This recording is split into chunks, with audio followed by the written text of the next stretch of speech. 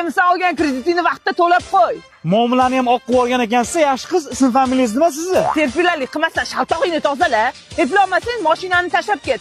Kreditingni to'lab o'zim minib olaman, tushundingmi? Farosatini fil bosganmi buni? Shu qilganiga ham bugun to'lamayman. Avo boshliq gaplashdim.